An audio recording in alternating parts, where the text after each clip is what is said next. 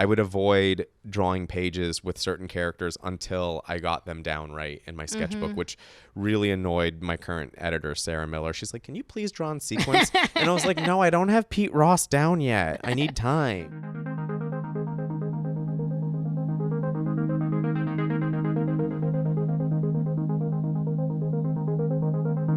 Hello, I'm in the gorgeous Den of Geek den at SDCC with the amazing Sina Grace. Hey. Hey, it's so nice to have you here. Yeah. We're going to talk about something really exciting.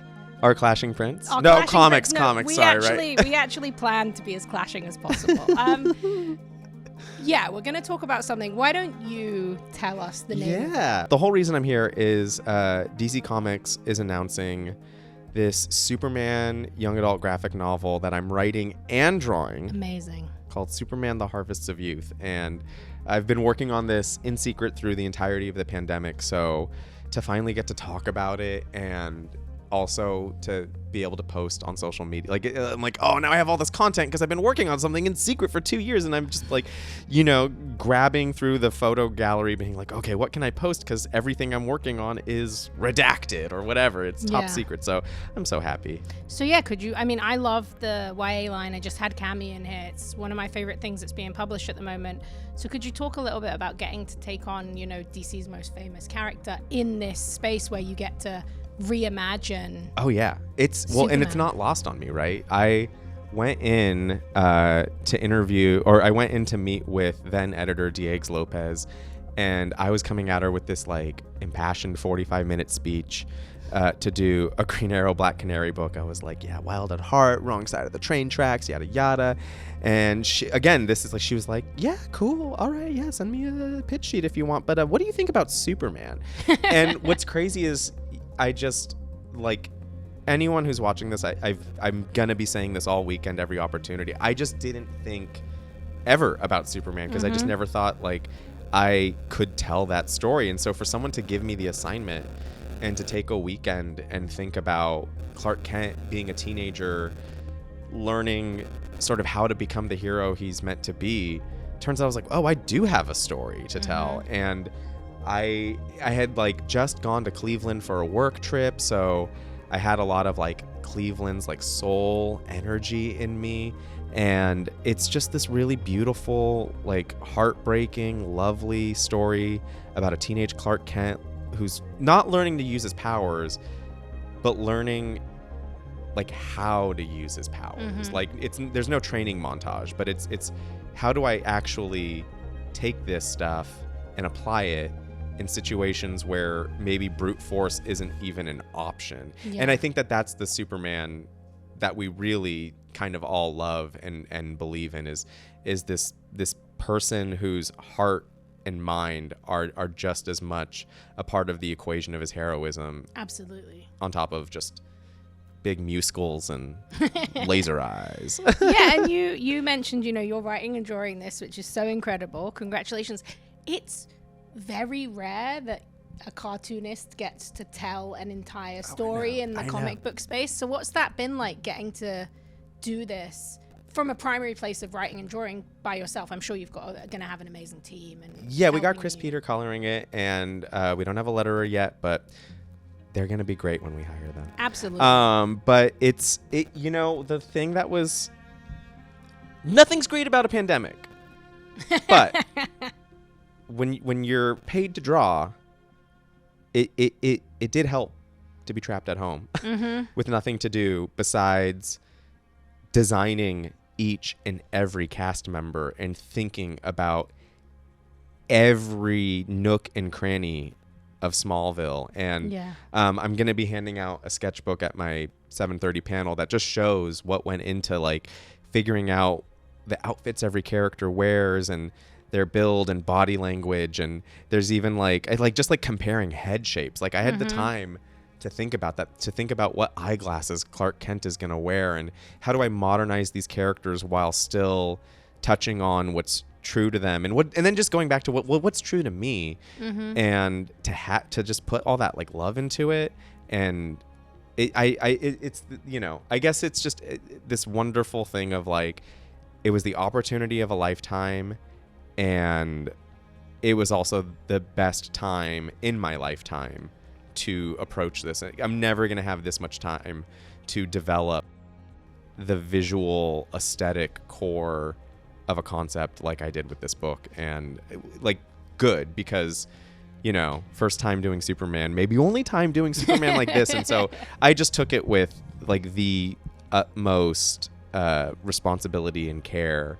And you know, and then people are going to read it and hate it, and whatever, it doesn't matter.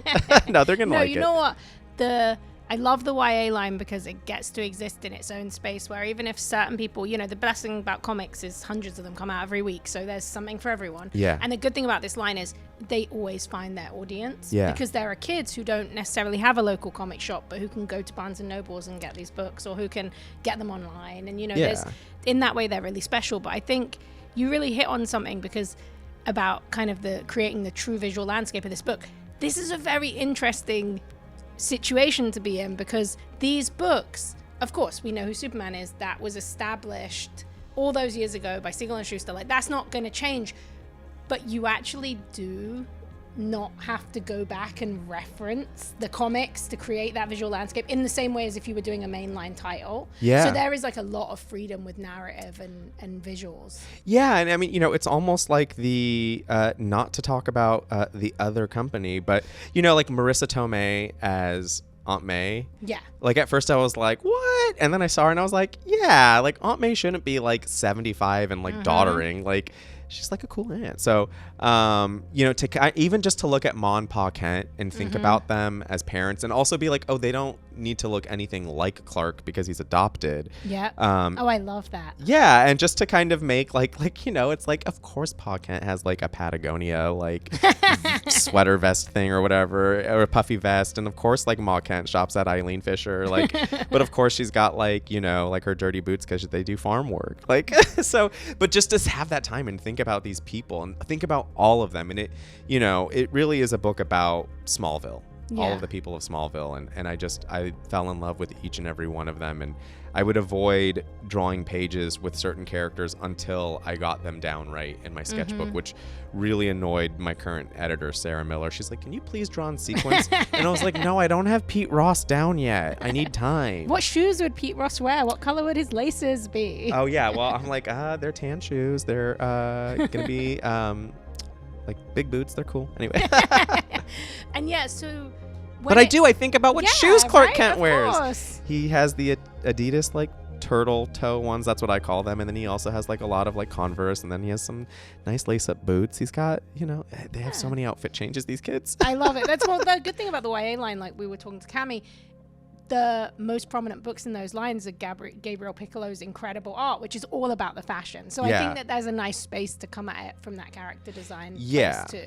Because the fight scenes are the fight scenes, you know, and you're going to do the fight scenes the way you're going to do them, but to have time to like design how everyone looks in those fight scenes. Because when you're drawing a fight scene, you kind of have to be in the moment. Overlaying it out ends up making it just like stiff in a way. So you got to get loose with the fight scenes, but the clothes, gotta spend time on them. And how do you balance, like, it's obviously about Smallville, it's about this part of Clark's life that in the comics is often he's a kid, oh, he was a teen, oh, he's an adult, and he's in Metropolis. How do you balance the kind of cosmic nature of who he is and his powers with that small town storytelling? I'm glad you asked that, because I haven't brought that up yet, and it's a really heady topic, I think, even for grown-ups, but it's about this character, and in this book, like the origin happened. You don't need to see the ship, you don't need to talk about that. We know how he got it. Yeah, we know how he got there, but it's before Kryptonite, so he doesn't know what his actual weaknesses are, and the book does start with like a death in his school, and so it is about Clark meditating on the concept of mortality, and then it's like his lack thereof. Yeah. Which is like, I don't know, it's not that trippy. Like, I've even read like a Jeff Loeb, Tim Sale short story that deals a little bit with that about Superman, but I think my meditation on it is just this like these big questions that he's like Mom, Dad, like help, and they're like, we don't know. Like, you're an alien, kid. Like, we found you. Like, we're doing the best we can too. But you know, in the good actual classic Mon Pa Kent where they still say the right thing. But yeah, it's about the fact that like Clark doesn't know how big things get and doesn't know how sort of cosmic it all is. It's so grounded and so human, and then here he is reconciling that he is above it all. So that's kind of how I deal with it, is by facing it head on, but also dealing with nothing cosmic. Yeah, no, I think that's actually really interesting, because one of the biggest kind of follies of youth is like when you're a teenager, you do think you're immortal. So kind of getting to have that in a more textual way of, and then like, having a teenager who is immortal. Then how do you deal with that? Yeah, and it's not in like, I just, you know, and I have a good attitude about it. It's not about this like, you know, turd approach to it where it's like, like I'm a nihilist. I'm pro hope. So Superman. So that's a perfect match. Exactly. Like, this isn't about having like a turd approach to it. Yeah. Thank you so much for joining us. Thanks for having me. It so much. Bye.